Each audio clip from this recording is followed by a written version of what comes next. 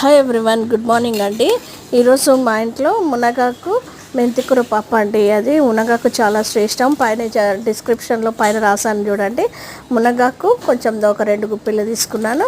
ఒక 2 కట్టలు మెంతికూర, 4-5 పచ్చిమిరపకాయలు, కొంచెం కొత్తిమీర, కరివేపాకు, 4 టమాటోలు, పసుపు, కారం, ఉప్పు, చింతపండు యాజ్ యూజువల్గా వేసుకోవాలి.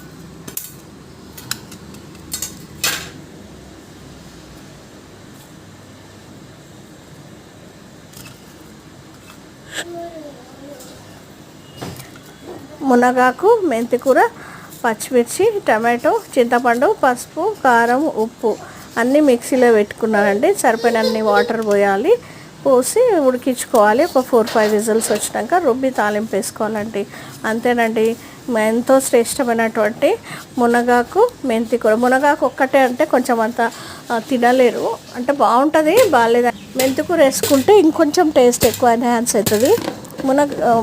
మెంతికూర కూడా చాలా శ్రేష్టం అండి. షుగర్ ఉన్న వాళ్ళకి, బీపీ వాళ్ళకి, అటువంటి వాళ్ళకి కూడా ఎక్కువగా మెంతికూర తీసుకుంటుండండి, చాలా శ్రేష్టము. మరి మీరు కూడా మునగాకు పప్పు చేసుకుంటారని ఆశిస్తున్నాను.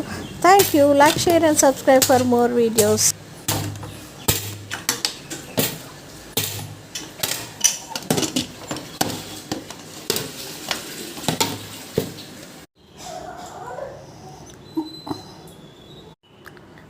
మునగాకు మెంతికూర పప్పు రెడీ టు సర్వ్. రుబ్బి తాలింపు వేసానండి.